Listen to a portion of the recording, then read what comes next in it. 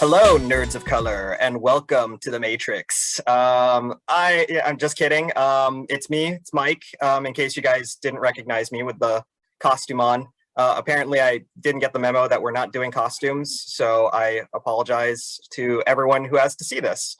But we are here for our Nerds of Color spoiler review for The Matrix Resurrections, the fourth movie in the beloved Matrix franchise. Hitting HBO Max tomorrow, December 22nd. And with me today is our residential Matrix expert, the woman who has, been the most dedicated Matrix watcher, as you guys might have noticed on our, site the past couple of months leading up to the Matrix Resurrections.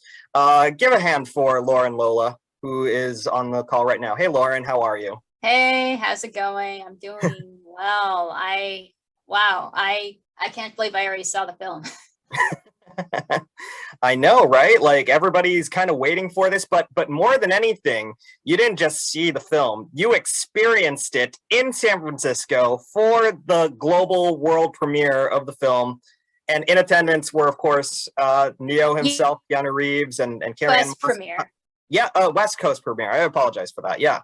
How was that? How was that experience? Yeah, it was the US premiere. Yeah, US premiere. I'm sorry. Yeah, I've been to movie premieres. I'm in the film festival community, so that's pretty much a commonplace. But I've never been to one of this scale before, and most definitely not in San Francisco. This never happens. And so the fact that I had the privilege to go to it was just incredible. Yeah, just getting to be in the same room as people like Keanu Reeves, Carrie-Anne Moss, Jessica Henwick, I'm sure we'll get into it in a bit, and all of them was just amazing. And I'm sure, and the audience was very receptive to the film, and I was too. That's awesome. I love it when you go to premieres for films, because that's when everyone's the most excited. Obviously, all of these people haven't seen a Matrix movie since 2003. And we're finally getting something new in this universe. And to be in the room where all of that happens, where a lot of people are seeing it for the first time, with the stars and director Lana Wachowski in attendance, that's got to be a thrill. So, I think so. Yeah, I've noticed that there were quite a number of people who were cosplaying as, like, maybe not as specific characters, but people who could be in this universe. And of course, there was a couple people who were wearing like Keanu's appreciation T-shirts, which was fun. If I was there, it was just yeah. But yeah, no, that's awesome. That really is a cool experience and a unique one as well. But yeah, I had a good opportunity to see it just at the Matrix. Sorry, at the IMAX theater here. The IMAX headquarters here in LA, and is mostly a critic screening, but it was a lot of fun, and I think they really got into the atmosphere of it all, the spirit of the Matrix. They really had like some nice little ambiance that made everything feels like red pill, blue pill choices, and I thought that was very cool. So that really. It was really kind of fun that Warner Brothers was just pulling all the stops to try and remind people of how great and how unique this franchise is, to prepare for the release of this movie. So I'm really grateful for that. But yeah, having said that, being a resident Matrix fan, and having sat through very quickly, very recently, the last three movies plus the Animatrix. I wanted to ask you more than anyone else what you thought of Resurrections. What did I think of Resurrections? So I went into it with no expectations, because I was like, how is this going to work when Neo and Trinity died in Revolutions? So what I got was unexpected, and it had a much different tone than the previous ones, I would say. I think it was a lot lighter. There was more humor in it. And I think it was more hopeful too. Not to say there wasn't any hope in the previous films, but I think that was just more imminent in this one. And I think that has a lot to do with the story that was being told. So I liked it. And I look forward to dissecting into why I liked it and other things. What did you think of it? Yeah. So I will caution everyone. Well, first off, for everyone watching, I'm sure everyone's wondering if he's going to remove his sunglasses or not. I am going to remove my sunglasses so I look like a normal human being. And we can have this review. I still look like I'm in full-on cosplay, so I apologize in advance for that. I also look like I'm glitching, so just perks of being in the Matrix. But that being said, yeah, no, I think I'm going to be honest. I wasn't as optimistic about the movie after I finished seeing it. I think there's so many really good ideas in this movie. And I love the fact that those ideas really come for me in that first act of the film. I think as the film started to go on, I started to have a couple of issues with it down the line. I think it's still perfectly a very entertaining film, but I'm not entirely sold on it the way that a lot of other reviewers seem to be at this moment. I think right now it's got a pretty high, I want to say 71% on Rotten Tomatoes, which is phenomenal for it. I mean, it's really good. We haven't seen Matrix ratings numbers like that since the first film, which of course is a classic and a legend. But having said that, I think for me, I might be a little bit more critical on it than some of the others out there who have reviewed it. I think probably a lot of that comes down to expectations and what I thought this movie was going to be, what it had the opportunity to do, and things that I felt they could have gone further with or could have done a little bit better. But might not have done as well in execution ultimately. I still think folks are going to have fun with it if they want to have just a nice Christmas, indoors, and they pop on HBO Max and they watch this movie. They're still going to have fun. But I think I do have some issues with the movie that I think we'll get into our spoiler discussion. But overall, I'm glad that you liked it. I'm glad that folks are receiving it and liking it a lot more than I did. I think that that's awesome because this is a franchise that let's be honest, I think everyone misses. It's been forever since we actually saw this and dived into this world. So to revisit it and to expand on what's happened to it since 2003, since the last time we saw these characters, that's got to be exciting for everyone. So I'm glad that folks are jazzed about this movie and are liking it. So where do you want to start? Sure. So having said all that, I think we could probably start getting into heavy spoilers. But that means that everyone who's watching, if you haven't seen the movie yet, and you don't want to be spoiled, right now is your chance to take that blue pill and just pause the video and revisit, as soon as you finish watching. But if you have seen the movie and you want us to dive, you're okay with us diving into full spoilers, go ahead and take that red pill and dive into the Matrix further with us. And we'll continue on down that rabbit hole. All right. Having said that, I think we can count it down. So right now is your last chance to hop off before we get into spoilers. In 3, 2, 1. All right. Spoiler conversation. Okay. So obviously, I think the movie really starts out with a very familiar scene for everyone who's a fan, right? Like we get into what appears to be the opening scene of that first movie with Trinity. Only we realize there's little twists on it. How'd you feel about all that? Like just really getting introduced to Bugs and getting introduced to, I guess, what we think at first is an agent, but ends up being Yaya as a younger Morpheus. How did all that play out for you? I think immediately I was already like, what is going on here? And then once we see Bugs kind of, I guess, watching what's unfolding and trying to determine how it's going to play out. Yeah, I think I was just like already trying to piece together what the heck was going on here. I think that whole first sequence is fascinating and intense, and the fact that we get our first good glimpse at Bugs and Morpheus as he is in this version is really exciting. Yeah, mad props as well to Yahya Abdul-Mateen, but especially Jessica Henwick, who just does this I mean, immediately, as soon as we're introduced to these characters, one of the things I love is we automatically connect with them, pun intended, by the way.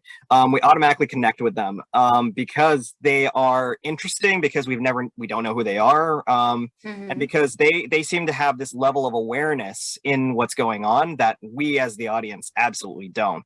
So immediately, they're sort of our gatekeepers and our white rabbits, for lack of a better term, that we're supposed to follow as we get reintroduced to this world. So I love them. I think as the movie continues on, they're such good characters, and Jessica in particular just knocks it out of the park. I loved her to death.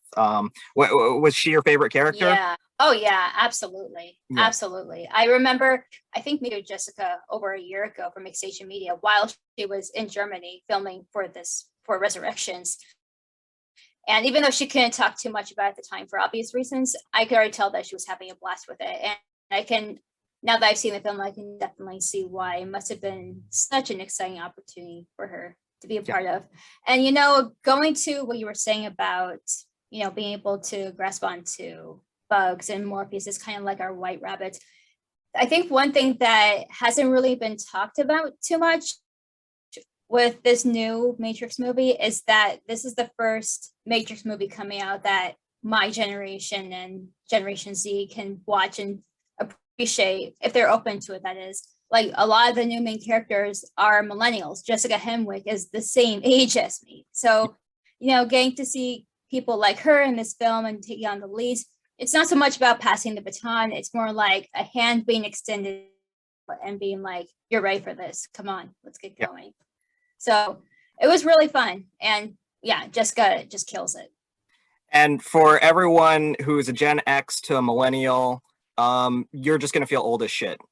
Because these are the Gen Zers and everything. Like, no, I'm kidding. Overall, though, I agree with you. She kills it. She really crushes it. I love that this is really for the Gen Z generation.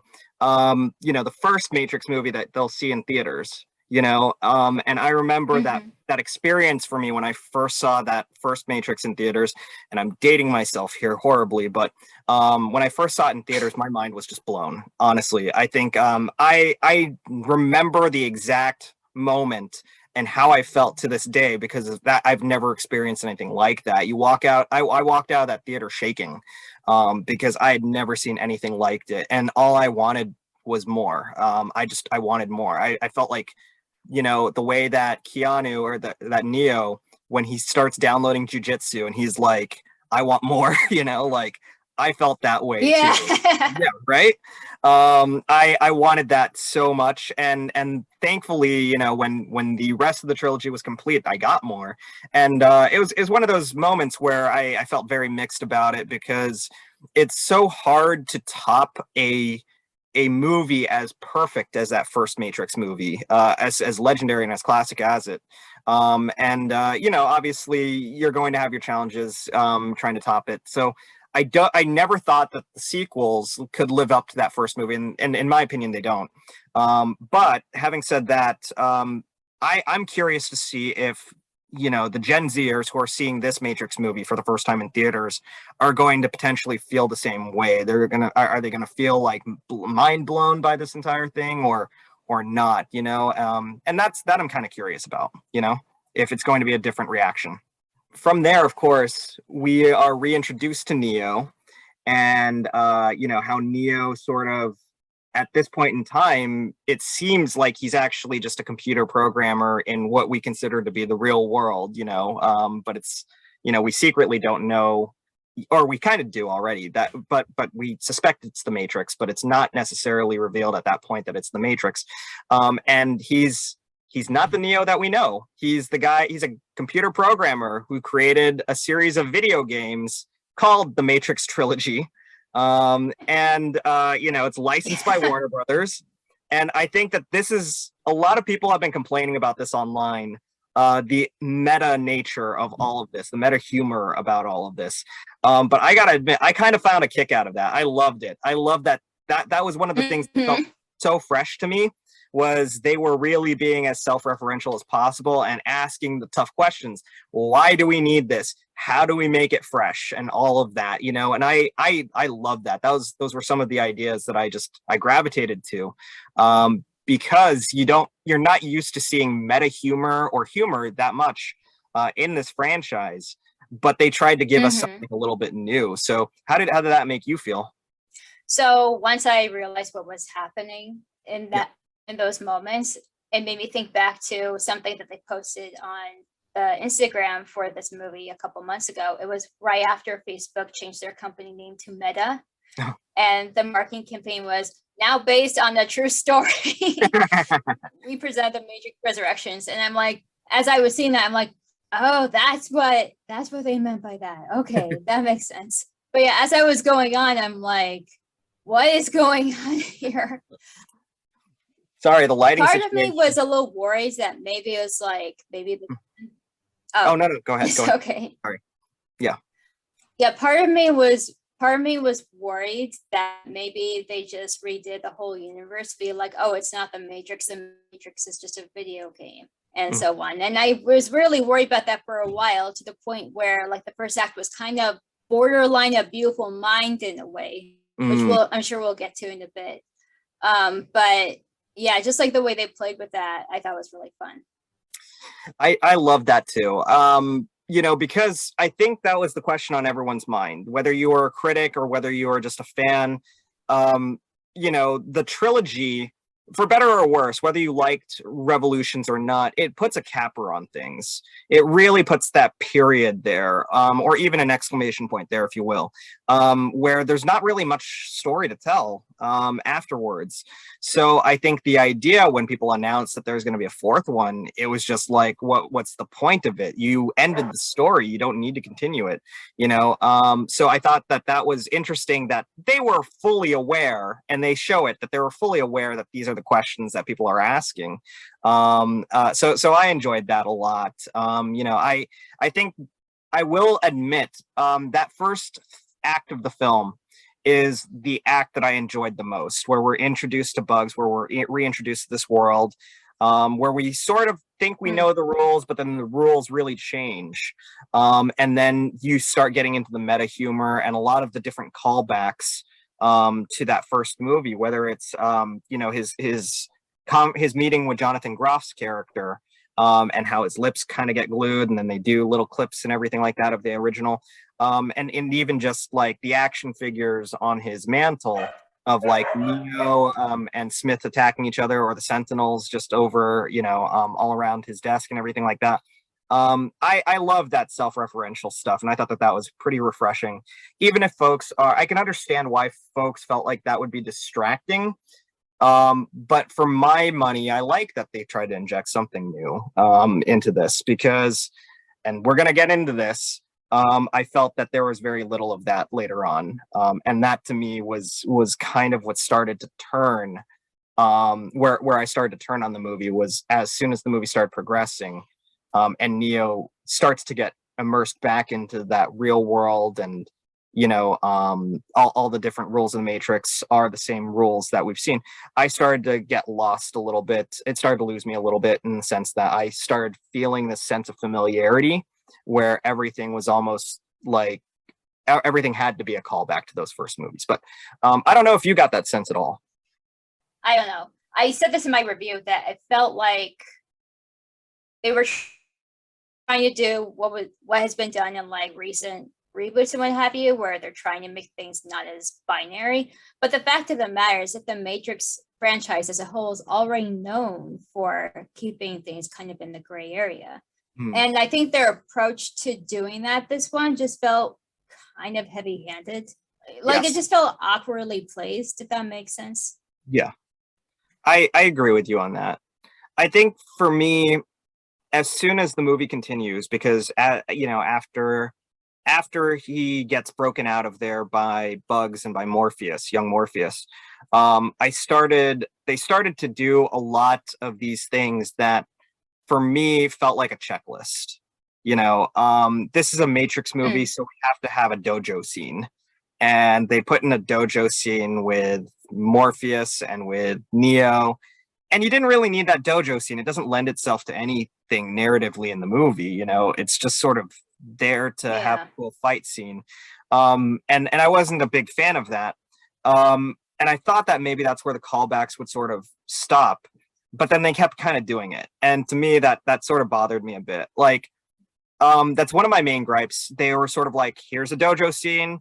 Next, we're gonna have a subway fight between Neo and Smith. So there, we've got that subway fight. Next, we're gonna have a helicopter scene where the helicopter crashes into the building. Check. We're gonna have flying. Check. Mhm. And that kind of bothered me a bit because not only I think the issue is when you try and recreate or restage scenes from a classic, a classic as impactful as that first Matrix, which to for my money, the action scenes in that first movie still work. They're so iconic today, whether it's the lobby scene, whether it's the rescue of Morpheus, whether it's the fight with Agent Smith at the end. They're so good, they're so iconic, and they were so revolutionary at their time that everything is compared to it, including other installments in this franchise, especially this movie, because the movie, I felt, tried to restage a lot of those moments, a lot of those checklist items, but to much lesser effect. I didn't really get my breath taken by a lot of the rehashed scenes, like the Smith and Neo fight, in the subway. I guess it's kind of a subway, it's kind of a bathroom basement area. It wasn't as compelling. It was like a abandoned factory. Yeah, it was an abandoned factory, but it was like the bottom level of it, with like and to me it just didn't feel as good as some of the classic Smith and Neo encounters that we've seen in the franchise, particularly that first one in the subway in the first movie. But even the final battle between him and Smith in Resurrections, those were really like epic. And this felt very minor in comparison. I don't know if you felt that way, like about the action scenes in general. Mm-hmm. I felt that the action scenes in general were more rough and tumble. And I'm not so much comparing it to the first film, but to the sequels. Because a complaint that was made about Reloaded and Revolutions is that the fight scenes were too clean, too flashy, not as grounded as the original. Yeah.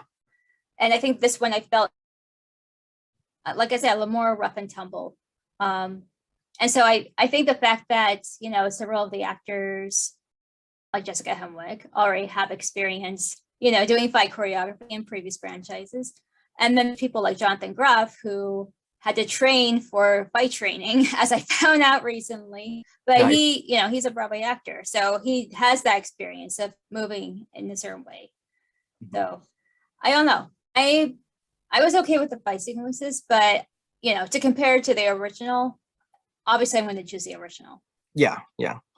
I think maybe I'm being unfair in that sense because I'm sort of comparing a classic to everything else out there.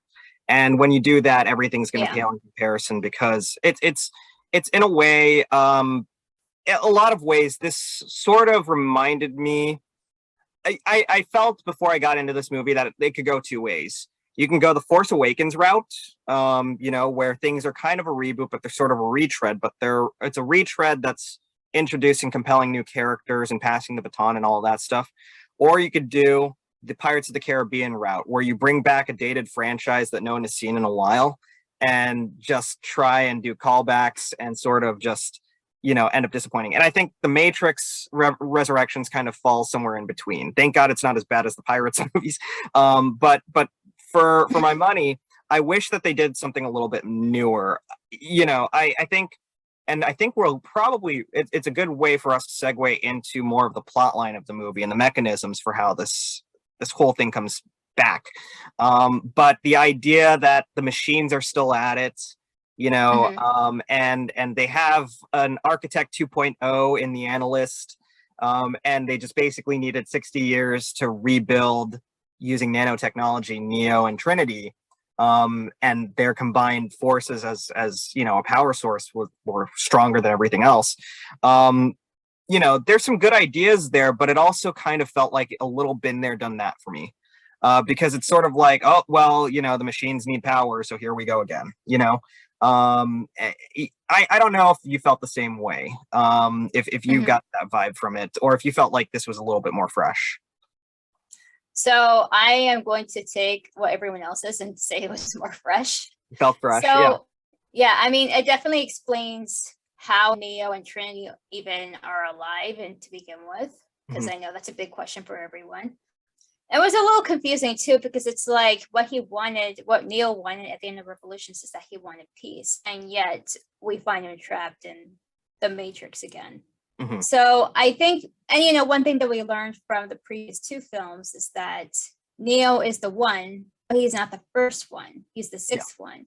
Mhm. But I think that what the machines recognize is that even though he's the sixth one, there's something about this one that is particularly special.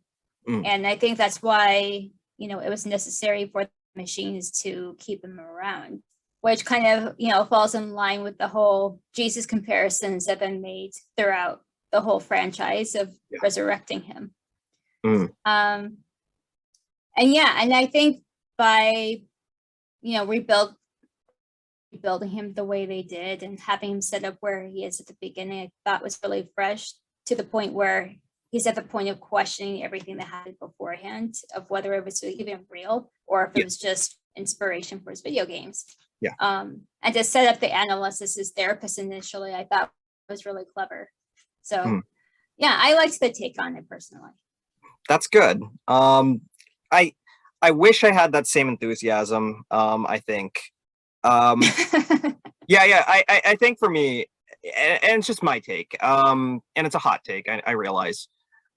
I don't know. I was just like, machines need batteries again. They're doing this again. It's sort of like, oh, we need Neo again. So let's do it all again. I will say the things that did feel fresh to me, though, in addition to the meta humor, which we've already discussed, but the things that felt really fresh was the idea that, and this is where I go back to the idea that this movie has some great concepts, some great ideas. The fact that there are actually some machines out there that are sentient, that like humanity, and that recognize the idea for harmony and peace. That was really interesting to me, and that's never been done before, and I thought that was really cool. And to see Niobe again and hear the story about what happened to Zion, what happened to Morpheus, and why it's so integral for them to sort of stay out of this war again, like to keep to lay low and just maintain things. That was very cool. But also, and most importantly, you touched on it, Neo questioning all these things. Is this real? Is it not real? But more than that, once he finds out that, of course, he's back in the Matrix and he comes out to the real world, the thing that I love that he questions is whether any of what he did was worth it. What did it mean anything? If the machines are still at it and everything like that. And I think it's a very important conversation to have, because there's a really great scene where he and is it Bugs that tells him that it means everything because they had 60 years of unprompted peace, and machines. It was Bugs, yeah. It was Bugs that told him that, yeah. I love that. I love that scene so much. Because I think as an audience member and as a fan, I'm questioning the same thing. What's the point of everything that we saw in that trilogy if the machines are just going to be going at it again? And they answer that question. There was a point. There are some machines that turn good and that help the humans and can see the value in that piece. But there's also humanity remained unharassed and unattacked for all this time. So it made all the difference in the world. And I really love that scene because it makes everything that first move, the first trilogy, everything done there not pointless and not thrown away. So that I really liked. I think I will say that I like the idea that he and Trinity together are a lot more powerful than just him by himself. Like that was pretty interesting. And I think it kind of ties back into that love story. But, and I think you touched on this on your review as well, it's a bit frustrating that for a movie that claims to be about, really elevating Trinity's status as a main player, 90% of this movie is spent treating her as the damsel in distress.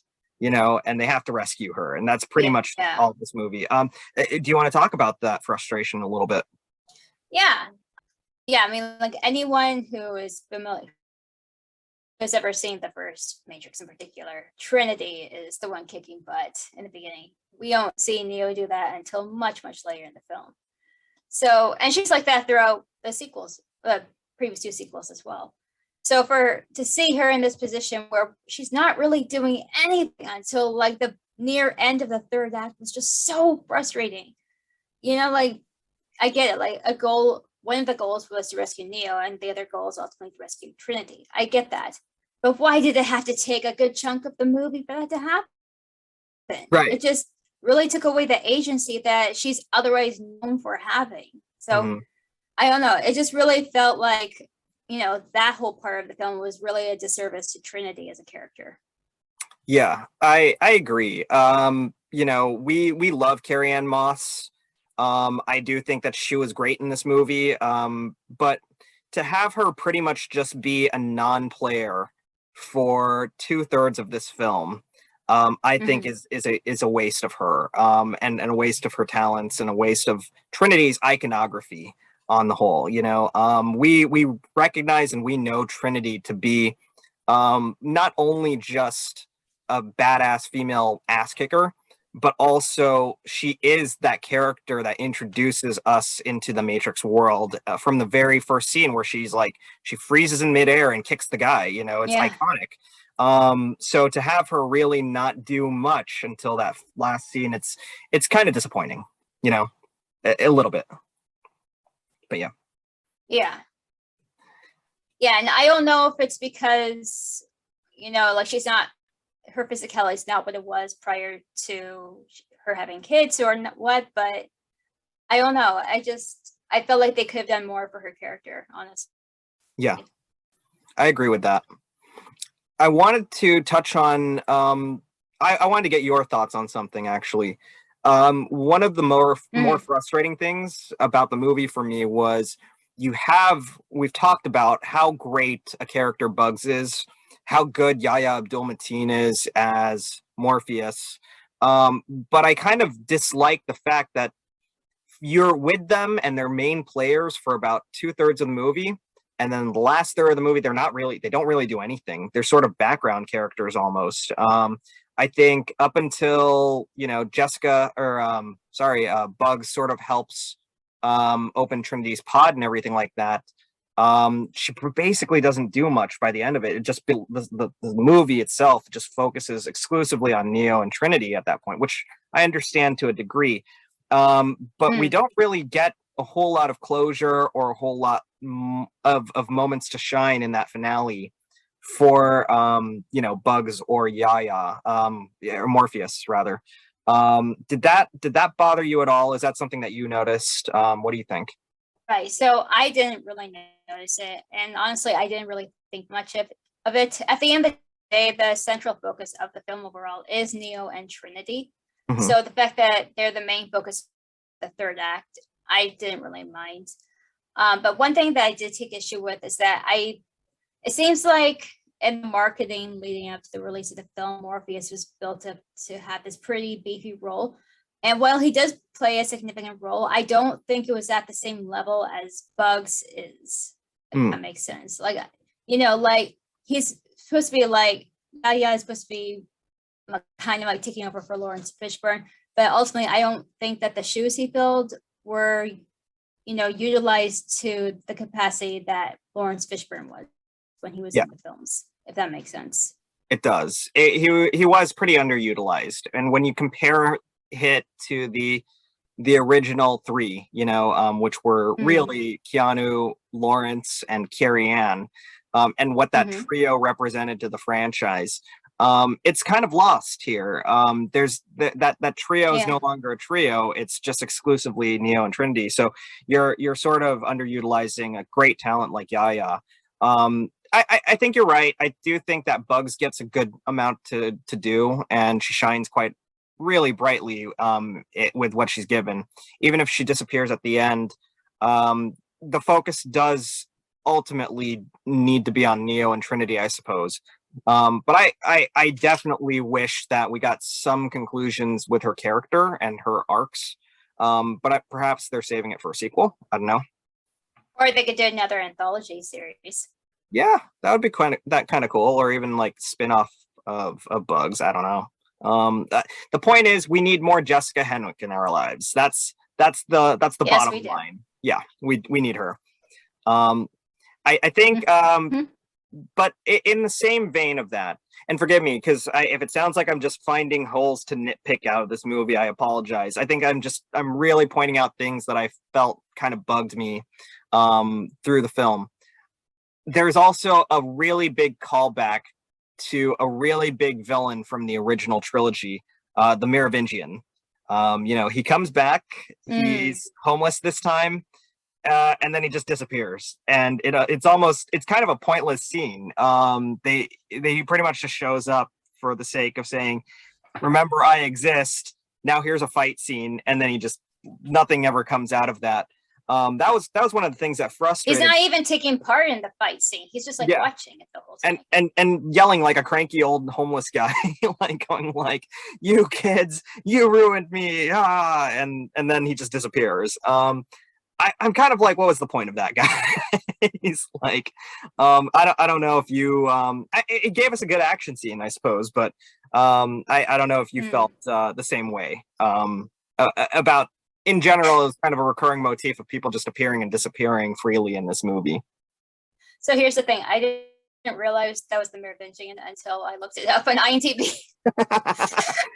I was just like watching him, and I'm like, am I supposed to know who this character is? Then I looked, I'm like, oh, wait a minute, he's that guy.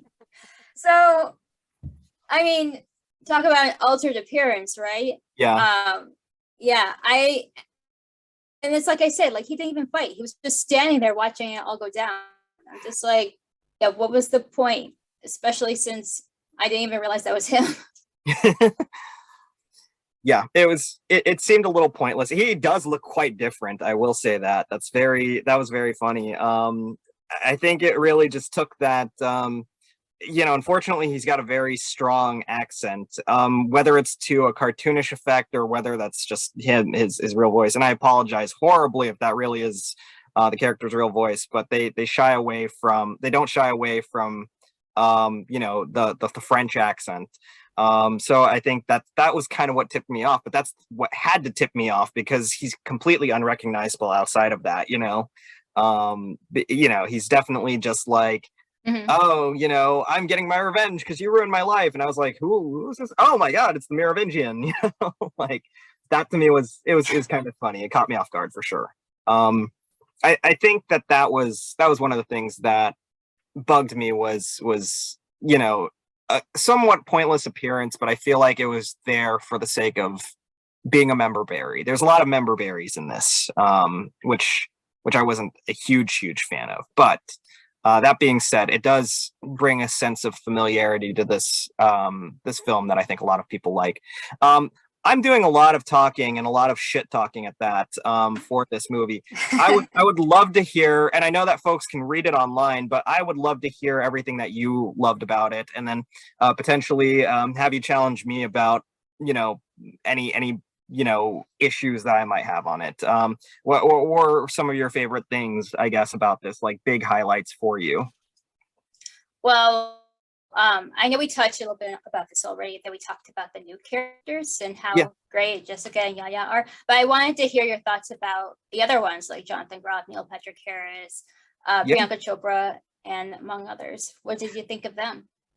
Much like Yaya, I thought they were fairly underutilized. I think, Jonathan Groff, for those who of course have seen it, by now you know that he's Smith. He's a variation of Agent Smith.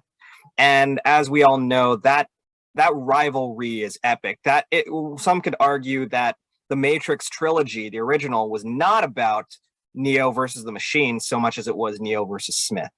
Like that is huge conflict that ends the entire trilogy, is that fight. So their conflict and their battles are legendary, and we get a fight between them. And then he comes back and he fights the analyst and some of his crew. and then he's gone. There's nothing left for him. Like literally, we don't know what happens. There's not really any sort of conflict between him and Neo at that point. So for me, it kind of fell into the same Merovingian slash Bug slash Morpheus frustration, where he appears, he's supposed to play some significant role, and then he just vanishes, and there's no real significance to any of it, him being there, other than for him to be a tool to help combat the analyst. I think Jonathan Groff does an amazing job. He's a great actor. He tries to fill in the shoes of Hugo Weaving, which, if you're trying to do that for a role as iconic as what Hugo does for Smith, it's a very difficult thing to do. And he holds his own. He does, and kind of makes it his own as well. But I do think that he got underutilized and he just sort of vanishes, which kind of frustrated me a little bit. I think Priyanka Chopra, it was very interesting that she ended up being, who she's revealed to be, this little girl that Neo once met. It's very interesting that she's that character, but fully grown. And I like that there's that connection there. But having said that, she sort of just appears pretty conveniently, and then sort of helps them out. And then that's it for her character as well. I thought it's interesting because I really had more connections to what Jada Pinkett Smith's role was, reprising Niobe and taking Niobe back from, 60 years into the future, who she is today and what her gripes are with this entire mission. I thought that she left a little bit more of an impact on me than Priyanka Chopra's character did, if we were flashing back between characters from the old films. And I thought that left me a little bit more of an impact. And then the last one I believe you mentioned was Neil as the analyst. He does he does a really good job, and I love that the analyst is a bit of a twist on the architect.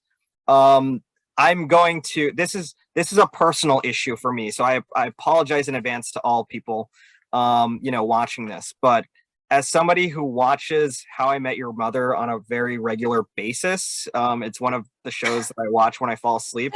It is so hard to separate Neil Patrick Harris from Barney Stinson. So when he's doing evil things, all I'm seeing is him being Barney Stinson. And I'm just like, that's my issue to deal with. I'm so sorry, Neil. You're a much better actor than just the How I Met Your Mother sitcom. But that's all I saw. It was really distracting. I was like, oh, yikes. He's falling into Dr. Horrible, Barney Stinson, Count Olaf mode. And it really distracted me. It's a really good character too, and he's really doing a tremendous job with it. I just couldn't get past him doing evil Neil Patrick Harris. And that's my personal problem to deal with. I apologize to all the folks out there. He's absolutely devious. He is a good villain, I'll say that much. The fact that he utilizes bullet time against them was really neat. And there's nothing more rewarding. It's a successful villain when you basically are smiling when you see his jaw just ripped off by Trinity at the end. That's what you want for that character, is just his jaw to get ripped off. So he did a really good job of you hating him. But for me, it was hard to separate Barney Stinson from the analyst. So I am so sorry about that. That's a terrible opinion. But yeah, you liked Jonathan and Neil, of course, right? Like I think in your review you gave them a lot of praise, and I think that's deserved. Talk about that.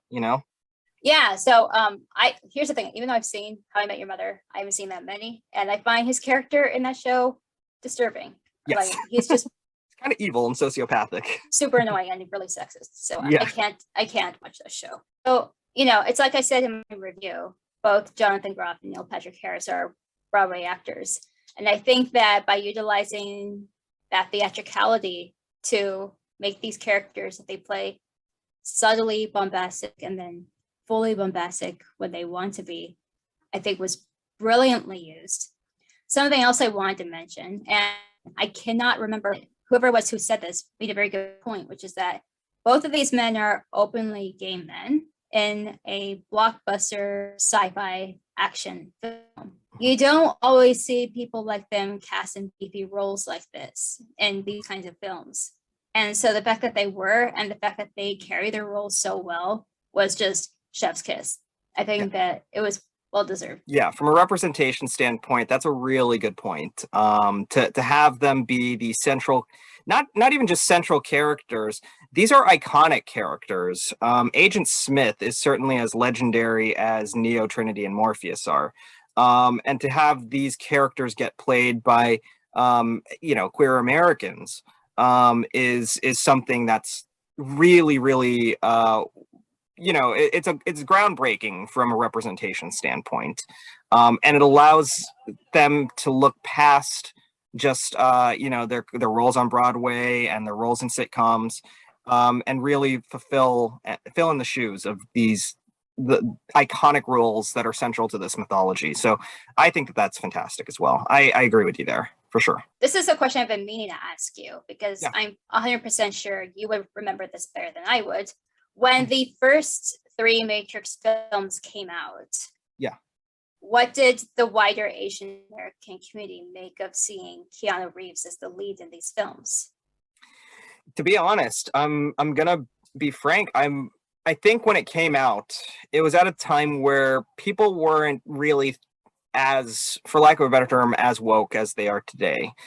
We weren't really thinking about the ideas of Asian representation in film, outside of Jackie Chan and Chris Tucker in Rush Hour, which is, a horrible example for Asian representation in movies. When we looked at Keanu Reeves, we didn't look at him as we do today as really good representation, example of representation for a lot of actors in Hollywood, Asian actors in Hollywood. We looked at him as the guy from Speed or as Ted from Bill and Ted. So really identifying him as that character.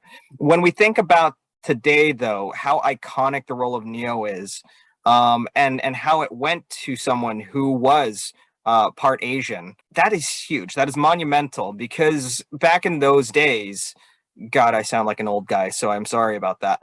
But back in those days, you had the icons of action, which were Schwarzenegger, Stallone, Bruce Willis, and the one thing that they all had in common was they're all white men. Keanu was really the only one at his time to be, really part Asian, to be an Asian actor with an iconic role and a character, several characters actually that were really that closely associated to him. So when you look back at it today, that is groundbreaking. Even if we didn't think about it as well and as much as we should have in 1999, thinking about it today in 2021, and the impact that left for people in the Asian communities, actors in the Asian community, it's monumental, man. I mean, like, it is huge. And when you think about stars, the stars that I mentioned, no offense to them or anything, but as legendary as Arnold was, as legendary as Bruce Willis was, those guys are doing direct-to-video movies. They're not really doing anything that monumental anymore. And now we've got our half Asian action star, an icon who played Neo, now playing John Wick, now reprising Ted, now being in all of these really movies. I mean, God, he was in SpongeBob, for God's sake. I mean, like, Keanu Reeves has made it, and his star and his claim to fame, for a half Asian guy, that's not half freaking bad. That's pretty awesome that he is not only relevant today still in a way that most other action stars aren't, but it is heartwarming, and it is a hell of an impact. So I consider myself incredibly lucky that he's part of our community, and also as iconic, and as any action star ever, if not more, and still relevant today. Absolutely. Yeah. Yeah, I definitely felt that, going into it, knowing that, the lead of this franchise is a man who is in a very similar position like me, a mixed race Asian. And I know that when we spoke to Jessica about filming The Matrix, Jessica, for those who don't know, is also mixed Asian. She's Chinese, Singaporean, white British. And then I know it meant a lot to her too, to have someone like Keanu be the face for this franchise and to be a part of it in that way. Yeah, it was a question I've been meaning to ask, because I think that ever since the Keanu songs happened in 2019, that was really around the time that people were like, oh, Keanu is one of us. And so I've always wondered, like, how were audiences, viewing him when these films originally came out back in the day. Yeah. So yeah, it was really fascinating to hear. It's kind of sad because honestly, back then we didn't really think about Keanu Reeves' Asian heritage as much.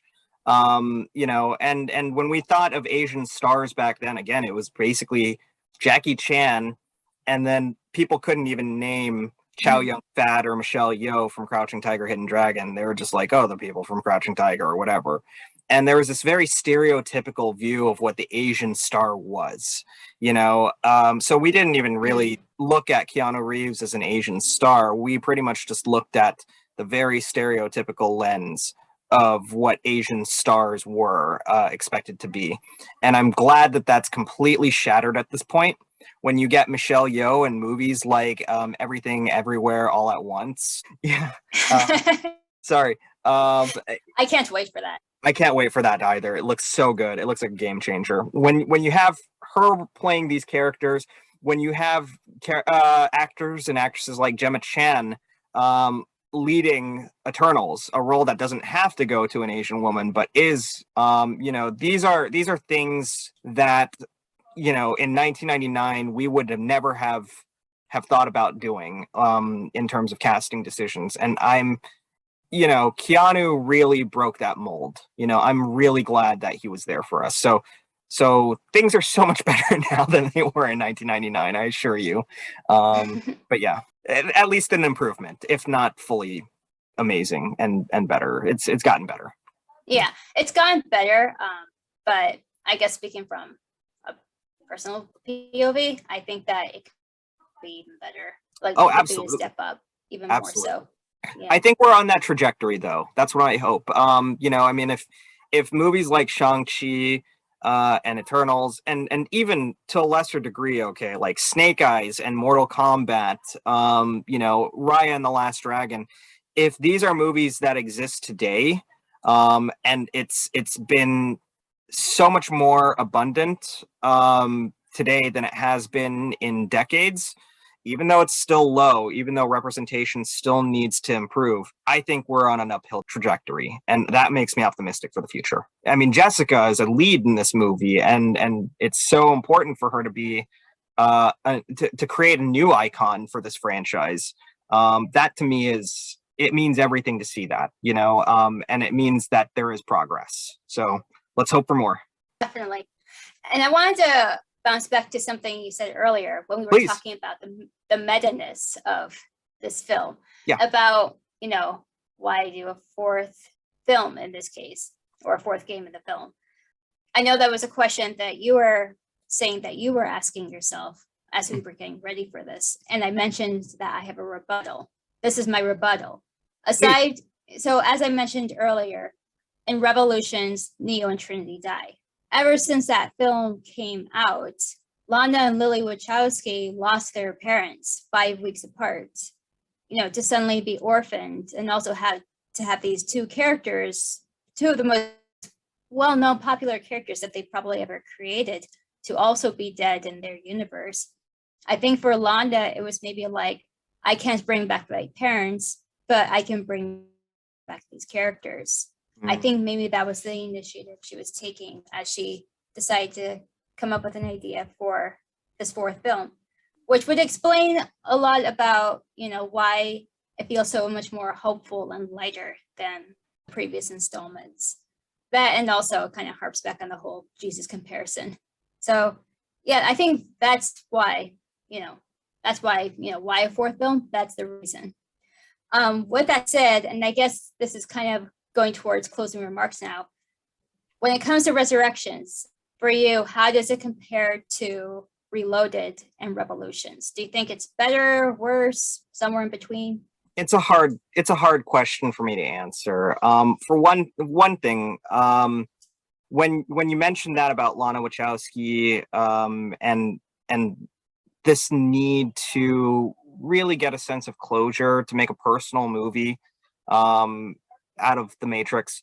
That's beautiful. I didn't even know that. And I love that. I hope it Oh, was there. Yeah, I hope it was really therapeutic for her, because it's a beautiful sentiment.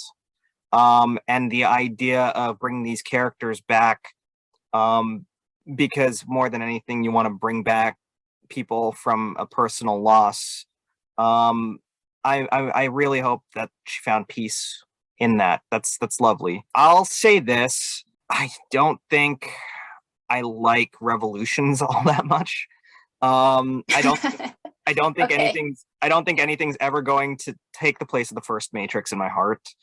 I think to this day, Fair. if I'm going to be honest, that's the only movie in this series that I genuinely love with all my heart. I actually am not partial to the rest of the trilogy.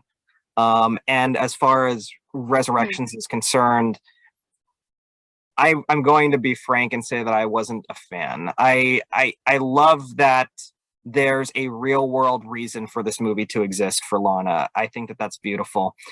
I still am questioning the narrative reason for this movie to exist.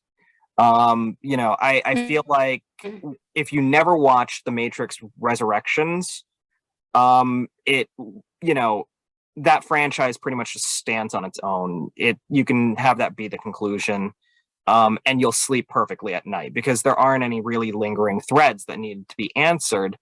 And by creating this, this particular film, I don't think that you really answered from a narrative standpoint only. I don't think you really answered the question of why you need to reopen those threads, other than mm, potentially, cynical as it sounds, potentially cash grabbing. We have this mm, franchise. We're running out of IP. Some of things are losing steam. We know that, there's absolutely no reason to have like a Harry Potter franchise. We tried revisiting Lord of the Rings with The mm. Hobbit, didn't work. The DC movies aren't hitting as well as we thought that they would. So let's just resurrect Space Jam and The Matrix in the same year, um, and and see if any of that sticks. Um, and I don't think that it does. I don't think that it made sense to really continue the story when it was perfectly closed out. Um, and for that reason, when watching Resurrections, and this is going to be just my opinion solely, so I apologize. Hopefully, it's not offensive to everyone. Um, I think I'm going to say that I like it the least because nothing about it was memorable. Like even as bad movies as Reloaded and Resurrections were, or sorry, Reloaded and Revolutions were. Um, there are moments of iconography that I still remember from those movies. I still remember the freeway chase scene from Reloaded, which is excellent, one of the best action scenes ever made, and the investment and care in creating that scene, just building your own freeway. It sticks out to you and it's worth it. Even the 100-man fight, even though it looks hokey on by today's standards from a visual effects standpoint, Neo versus the 100 Agent Smiths, that's iconic. And then the final battle between Neo and Agent Smith at the end of Resurrections is iconic as well. I don't think anything in Matrix Resurrections actually stands out as iconic to me. And I think that that's a shame. Uh, I think in time, even if you don't like Resurrections, or even if you don't, or sorry, Reloaded or Revolutions, you could still sort of see something that's going to stay with you from those movies, whether it's the fact that it sucks or whether it's the fact that it's there's some great scenes in there. Some parts of it will stay with you. Um, I saw Resurrections as the total opposite. Nothing's going to stay with me after this film. I think the meta humor is pretty fun. I think there are some really good ideas that they try and introduce, but the abundance of really the rehashing of scenes like the helicopter scenes, the motorcycle scenes, the Agent Smith fight, throwing out things like Follow the White Rabbit, throwing out things like red pill, blue pill. it's a movie that sort of coasts on the iconography of the original trilogy to try and justify its existence. And I don't think that that's the right way to really approach a reboot or a revamp of a franchise. So for me, and I apologize, I know that that sounds very harsh, I'm going to rank Resurrections as the lowest because it's the most forgettable of this franchise, and then followed very closely by Revolutions, then Reloaded, and then way at the top, because it's in a league of its own, the original Matrix. But I apologize. Hopefully I'm not offending anyone. But yeah. And yourself, please close us out on a more positive note, because I feel like a douche for saying all that. But yeah. To be fair, I gave Resurrections a mixed review. I like the film, but I also feel that there are qualms about it. Yeah.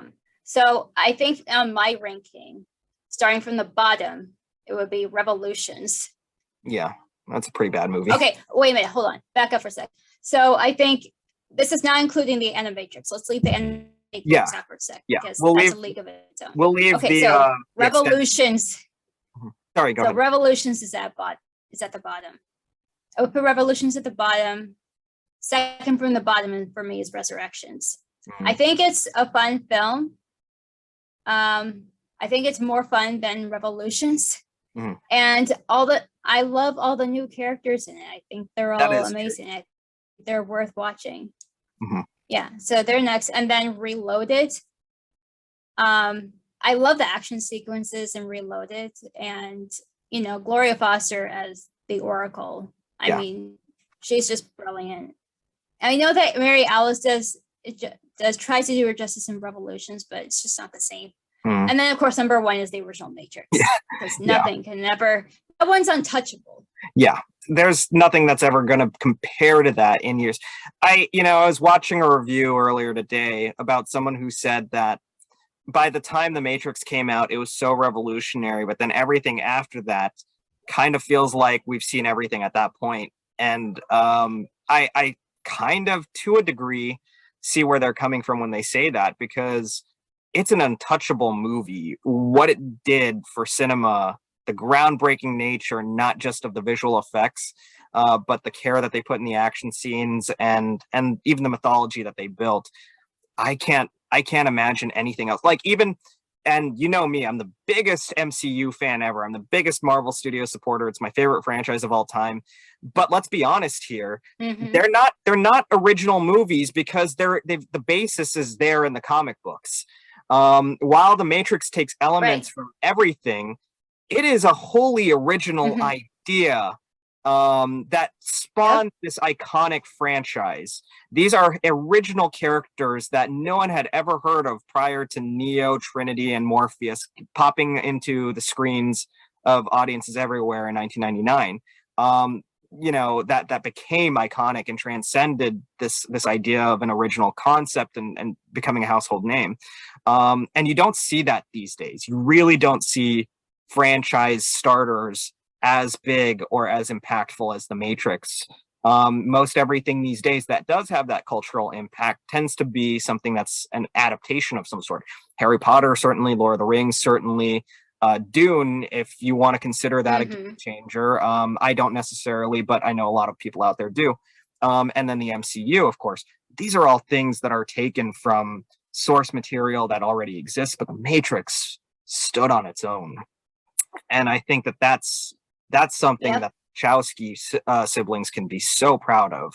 And regardless of what your feelings are with Resurrections, you can't deny just the game-changing impact that these siblings have had on cinema, and that these characters have had on cinema. So hopefully, if you tune into Resurrections, you'll get a nice, warm, toasty feeling as you return to this world, and reminisce about what it really meant to cinema, and that impact that Neo, Trinity, and Morpheus have left behind for everyone.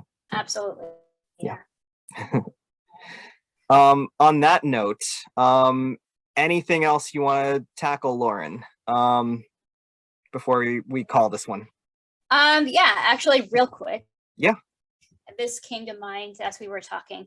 So I know that there were a couple of characters that were returning and like made like brief appearances and whatnot. But one of those characters that did not return was the Oracle. How did you feel about that? I wondered about that. You know, because the last we saw the Oracle, she was actually one of the few characters that made it out of that trilogy alive, you know.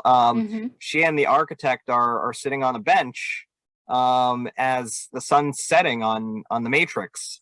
And from that standpoint, to not have anything really touch upon what happened to her and you know, where things went from there, you know, whether or not she's dead, whether she's alive, to not even talk about it. Now that you mention it, that is kind of an interesting thing. I thought at first Priyanka Chopra's character was the Oracle, but in a new body. But then when right. But then when you found out that she was the little girl, you're like, oh wait, that makes way more sense than her being the Oracle. But yeah, it's a loss that's felt. Not one that I necessarily originally thought about immediately, but it's definitely a loss that's felt. What about you?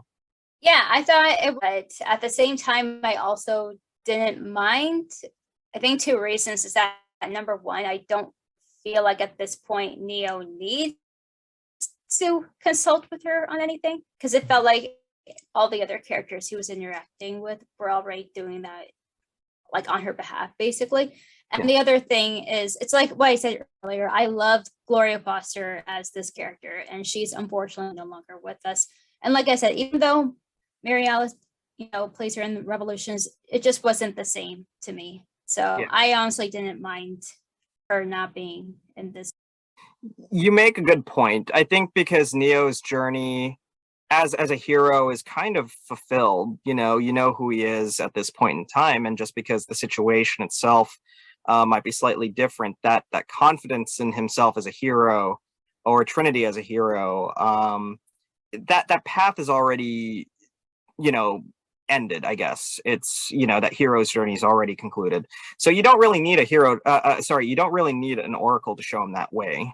So yeah, maybe it wasn't necessary. Maybe it was good that they kind of left her out, because it would have been much like a Merovingian moment where they throw a character in there for no real reason, and then just have them disappear, you know. So that could be a good reason, for a good argument for why they didn't put her in there, and why it's better that she's not. But yeah. Yeah. All right. Anything else? Nothing I can think of. All right. I think I'm the same too. I think we've definitely gone deep into this Matrix hole, and are ready to ascend back out into the real world at this point. Where can everyone find you, Lauren? Mike and I are both on the Nerds of Color. We're writing things all the time. Go check them out. But if you want to follow me personally, you can follow me on Twitter and Instagram at Lola. Perfect. And you can continue following me and Lauren's work, mine and Lauren's work on the Nerds of Color.org. Also our YouTube channel, the Nerds of Color. Subscribe on YouTube for more content like this. You know, we're putting out new stuff every single day, new interviews, new reviews, all of that. You can find me online at TidyBullBoy182. Don't make fun of me for that horrible name. I'm working on it, guys. But that being said, we thank you all for joining us, and we hope you enjoyed this revisit of The Matrix. And until then, we'll see you guys next time. Thanks, nerds. Fanboys, professional artists, and professors. Maybe a nerd who's just like you, talking about the things that you like too. So I invite you to the NOC. In full color, you see me. The hard knock life. Comics